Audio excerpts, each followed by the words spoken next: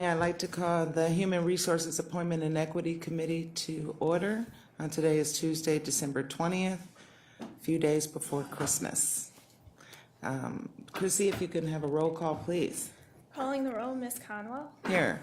Mr. Gallagher. Mr. Gallagher is absent. Mr. Germano. Here. Mr. Miller. Here. Ms. Brown. Here. We have a quorum. Thank you. Mr. Gallagher, I make a motion to excuse his absence. He's on vacation. Is there a second? Second. All in favor say aye. Aye. Even though we do not need to do that for committees, some of us go ahead and do it. Is there anyone signed in for public comment related to the agenda? No, Madam Chair, no one has signed in. All right. Has everyone been here for the minutes on December 6th meeting? Can I have a motion, please? I so move. Second. Moved and seconded. All in favor say aye. Aye. Minutes for December 6th meeting has been approved. There's two items that's referred to the committee today. If you could read the first item into the record, please. Resolution 2016-0232, adopting various changes to the Cuyahoga County Non-Bargaining Classification Plan. All right, and who is here to speak to those this morning? Good morning, Madam Chairwoman, members of council. I'm Albert Pouchahine with the Personnel Review Commission. The commission is requesting your consideration for modifications to the county's non-bargaining classification plan. Changes in department's operational needs, routine maintenance necessitate the revision of one classification, the creation of one new classification, and the deletion of one existing classification. You were provided a packet of information that includes a summary with information such as the rationale for the changes, who they were requested by, number of employees affected, and fiscal impact, if any. These changes were prepared by the PRC's class and comp staff who have worked extensively with the Department of Human Resources and county management staffs at the departments to ensure they're fully informed of the proposed changes that are before you today. The revised classification's pay grade did not change and therefore has no fiscal impact, and the Department of Human Resources has confirmed that the newly created position before you has been budgeted for by the Department of Senior and Adult Services. The classification recommended for deletion has no incumbents at the Sheriff's Department and those duties have been eliminated for some time now. In accordance with the PRC's rules, the proposed changes were posted by the PRC website for 20 days prior to formal action, and the PRC considered and approved recommending these changes at their December 7th, 2016 meeting. I want to thank you for your consideration, and I'll be happy to answer any questions you may have. Mr. Buchanan, I'm going to take it by each classification. For the proposed revised classification for the nurse supervisor, how many nurse supervisor positions are there? I believe it's 4 or 5. 11. I'm sorry. I'm stand corrected. Marlene Styler-Robinson from the Department of Senior Adult Services is here and informed me that there are 11 nurse supervisors at Senior and Adult Services. Okay.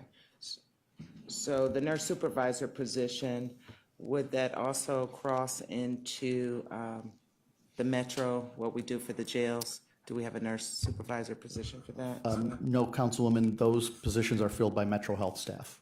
Okay, and in the description, it was, could you touch a little bit on the distinguishing characteristics that, basically what was updated?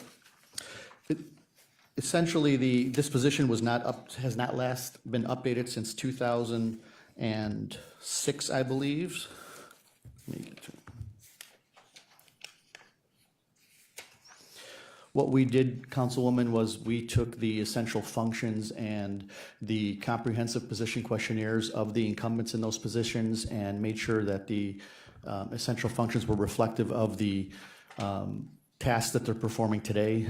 Technologies change, forms change that they utilize, so we just wanted to make sure that we updated to capture what they're currently doing today. As I said, this classification was last updated in 2006. Okay, so with the updated changes, that did not impact the pay grade whatsoever? It did not. We do, when we're updating current classifications, we do send them out to our class and comp consultant to get evaluated to ensure that the pay grade either changes or not. Sometimes the minimum qualifications change, the supervision factors change, but in this case, those minimum quals did not change, and therefore the pay grade did not change as well. And going back to my original statement, are all the nurse supervisor positions changed and updated? That means across the, wherever there's a nurse supervisor needed. Councilwoman, we only have this classification, incumbents in this classification at the Department of Senior and Adult Services. Okay. And for this position, and you may be able to answer this or not, driving responsibilities are included, and it also said with insurance. Is there a certain level of insurance required for these type of positions? I cannot answer that specifically. I'm going to defer that. I don't know if Amy knows from the law department. That's a risk management, and she may not even know, but I can certainly get you the answer. I'll ask the law department's risk management department, Darlene White. Hi, Amy from the Law Department. I don't know the answer to that, but I can work with Darlene White. Okay. Because I know some jobs require you have a certain level. All right. Any other questions? Councilman Miller? Madam Chair, Mr. Bushane, could you tell us a little bit about the new position that's being created and why it's being created and how many people do you think might populate that classification and does its duties overlap with any other existing positions and is it classified or unclassified? Councilman, I'm going to attempt to answer that question and invite Darlene to come up and answer anything I can answer. This is a classified position at the Senior and Adult Department. My understanding is that in the past, they have used RNs, registered nurses, to do the scheduling for the home health aides and the nurse supervisors. You don't need to be an RN to perform scheduling, so we kind of broke those classifications apart. They had used nurse supervisors to do that in the past. We pulled those tasks out, just the scheduling tasks. They're going to actually go out and post for those positions. It is a lower pay grade because you don't need to be a registered nurse to do the scheduling. How many positions is it one position? One position will be filled. One position, okay. On that point, so since you separated it out, you also took that away from whoever was doing it before. That's no longer their function, correct? Correct. My understanding is that person will function as a nurse supervisor as they are an RN. Councilwoman Brown? Just a point of clarification, I noticed the proposed revised classification for the nurse supervisor is also impacting the FLSA status. Can you remind me what the FLSA status is? Sure. The FLSA stands for Fair Labor Standards Act. It's the overtime status for the position, whether they're overtime eligible or not. It did not change in this particular case. It did not. Thank you. You're welcome. All right, any other further questions in regards to the classification changes that are before us? Okay, Mr. Bushane, do we expect to see any more by the end of this year? Not by the end of this year, no ma'am. All right, but we have some in the works that you guys are working on? Correct. All right, can I have a motion to move this? Is there a time limit? Can we have 3 readings or you want second reading suspension? Madam Chair, we're not requesting any special consideration at this time. All right, motion please. I move that we refer this resolution to the full council for second reading. Okay, moved and seconded. All in favor, say aye. Aye. This has been moved for second reading. Thank you. You're welcome. All right, Chrissy, if you could read the next item into the record, please. Resolution 2016-0235, confirming the county executive's appointment of the Honorable Pamela E. Bopes to serve on the Cuyahoga County Planning Commission, representing the West Shore region for an unexpired term ending 12/31/2019. Thank you, Chrissy. Just to give a little background for all the appointments for boards and commissions, I haven't said this in a while, but since the inception of the new county government, this committee has always felt that it was very good to have the representatives that are being appointed or considered for appointment to come down to be on live stream and be before the the public so they could see who is are representing them, and also to maybe inspire them to also look on our website and want to participate as well. So this morning, Ms. Lindy Burt will give us a background on this commission. Sure, thank you, Madam Chair. The Cuyahoga County Planning, the mission is to inform and provide services in support of the short and long-term comprehensive planning, quality of life, environment, and economic development of Cuyahoga County and its cities, villages, and townships. The County Planning Commission has 11 members total, and those structure is comprised of the county executive or his alternate. In addition, there are seven members appointed by the executive that represent each of the 7 suburban planning regions. There is also 1 member appointed by the mayor of Cleveland representing the Cleveland planning region, and 2 members of council. Each of these members serve 3-year terms, and today we're very happy to introduce Mayor Pam Bobst of Rocky River. The executive is appointing her from the West Shore region, which the West Shore region is comprised of 6 communities. That's Rocky River, Bay Village, Fairview Park, Lakewood, North Olmsted, and Westlake. And Mayor Bobst will be replacing Mayor Eileen Patton of Fairview Park, who completes her term as of December 31st, 2016. And we're very happy that she's agreed to serve on the commission. She has a 20-year career as an elected official and an extensive background in public health, and we believe that her knowledge and expertise will be terrific assets to the commission. All right. Well, we welcome Ms. Mayor Bobst. If you could come up and speak before the committee. Basically, we look for, why would you, like to be appointed to this position? What will you bring for this position, and so on and so on. Well, thank you so much for this opportunity this morning, Chairwoman Conwell, as well as the members of County Council. So very exciting to be here and to receive this nomination from the county executive. This is a great opportunity for me, for the West Shore. I've had the opportunity to work with Glenn Coyne, the executive director, on our community survey, and now we're just at the very beginnings of our master plan, updating a master plan that was completed in 2005. So very excited to be at the table with him and the other members of the Planning Commission.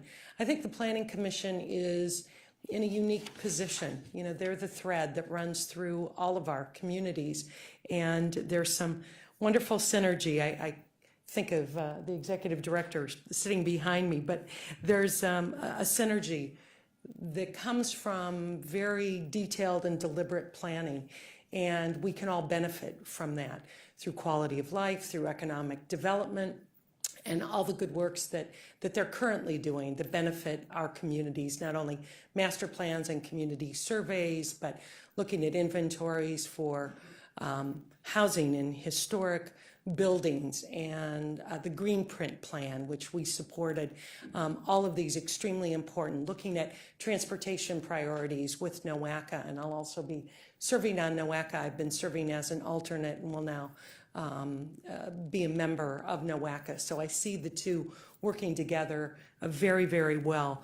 I also think the Planning Commission, and this is something that's important to all of us, supports a culture of regional cooperation and collaboration through its efforts. Again, because it's weaving that thread through all of us. It has the foundation and the vision and the framework to assist communities as they're developing, really leveraging their assets, and to be a part of that. I can't think of anything that would be more exciting for our community, the Western region. The West Shore Council of Governments that Lindy just mentioned has a very strong reputation for collaboration and cooperation, a lot of intergovernmental infrastructure, and I'll be very pleased to be the voice of the Planning Commission back to the West Shore Council of Governments, but also bring their concerns and the opportunities they may present back to the Planning Commission. So very excited. I know you said 2 to 3 minutes. So You're fine. I'll stop there. I'm happy to answer any questions that you may have. Obviously have worked a lot with Claire Kilbane, and have just gotten to know Patrick Hewitt as a senior planner who's been working with us, and what a tremendous job they've already done for our community and many other communities. I'm gonna open up to Councilman Miller. Good morning, Good morning. Madam Chair, Mayor.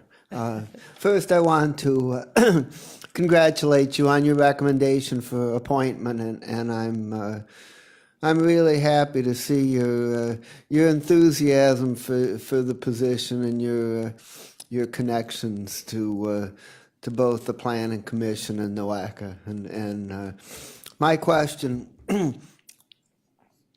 is that the council has recently formed a new committee on regional transportation, which has both members of council and members of the public, and the chair lady serves with me on the committee, and we also have representatives from both county planning and NOACA on the committee. So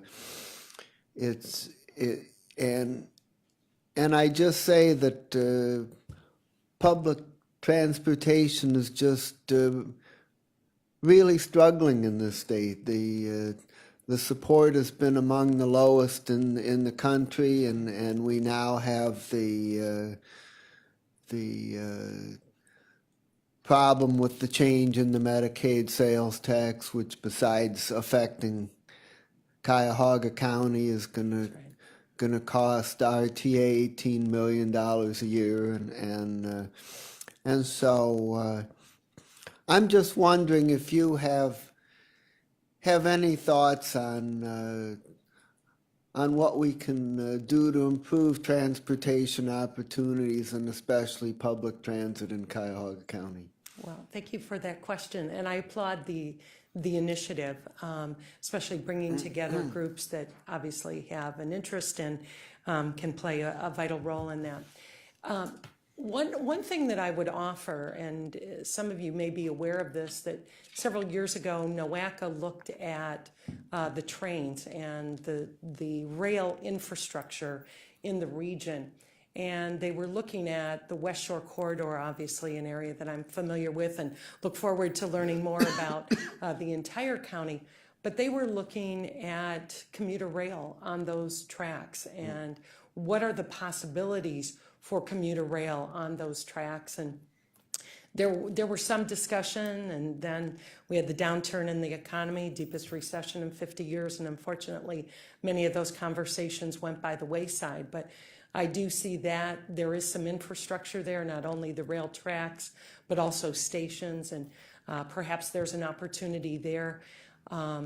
We also see on major corridors, we were talking a few weeks ago, the executive director and I were talking, and then there was a meeting with the new dean at CSU about looking at corridors where they could do some beta testing. And so that Detroit corridor, lots of jobs along that corridor, all the way from downtown Cleveland, all the way out to Westlake and the county line.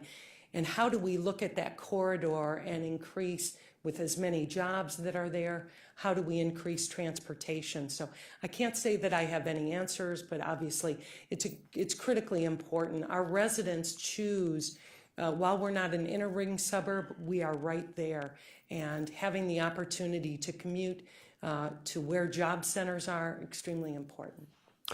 Well, we certainly don't have the answers as well, and we just need everybody to think outside the box and give us the benefits of their thoughts and ideas, and any help you can give us would be greatly appreciated. And we see it as a very collaborative effort, and we applaud your commitment to regional collaboration, and think that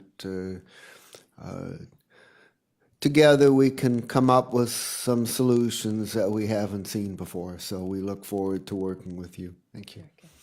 Thank you, Councilman. Any other questions? Councilwoman Brown? Thank you, Madam Chair. I just want to say I think it's going to be a very, I'm privileged to work with you as a member of the Planning Commission. Your experience and narrative is extensive, and I know that it'll be a tremendous asset to the commission. So while I congratulate you on your nomination, I think we're the ones that are really to gain by having you as a member. So I look forward to working with you. Okay, Thank you. thank you, County Councilman. Congratulations as well on your appointment. With new individuals come new, fresh ideas, and so we look forward to the ones that you will bring. And I also want to acknowledge Mr. Coyne that's out in the audience as well. You have the privilege to come down when we pass this. Is there a rush on this? Looking at the date, she needs to be there by the 1st of January. Yeah, I don't know when is your first meeting, Glenn, do you know? Oh, in February, okay, Okay. so, yeah. Okay, so it can actually go 3 readings, so, but you're more than welcome to come down or watch us live stream when the Committee of the Whole addresses this item on the agenda. Wonderful. All right, thank you. Thank you for the Madam Chair. opportunity, and I look forward to working with all of you. Councilman Miller. I'll make a motion to recommend Resolution 2016-0235 to the full council for second reading, putting it on track for final passage on January 24th. I'll second. All in favor, say aye. Aye. All right, thank you again for coming down. It is important for the residents to see who is representing them. You know, we're open and transparent county government. Absolutely. Thank you. Continued success. Thank you. Thank you. Nice meeting you. Nice meeting you. All right, is there any miscellaneous business? I believe this should be our last meeting for December 2016, and we'll be ready to roll, right, Miss Lindy? We got some new things coming ahead in Several more January. appointments coming forward for your Okay. consideration. Okay, January, and do you think, or possibly February? January for sure. All right, so the committee is aware. Everybody enjoy their happy holiday. Madam Chair. Anyone sign? Yes, Councilman Germana. I just wanted to say this is likely my last